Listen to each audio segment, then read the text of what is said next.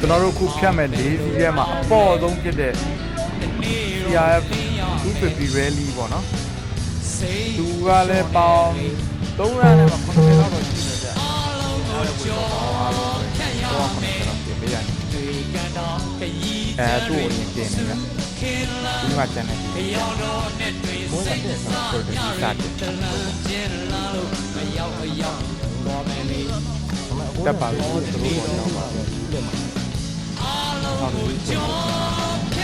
ဒီလေးစီမှာတော့ဗျာတော်လေးခက်ခက်တက်တတ်ပါမယ်နောက်ထပ်စီယိုတင်မို့သွားပြီးတော့ပူပါမယ်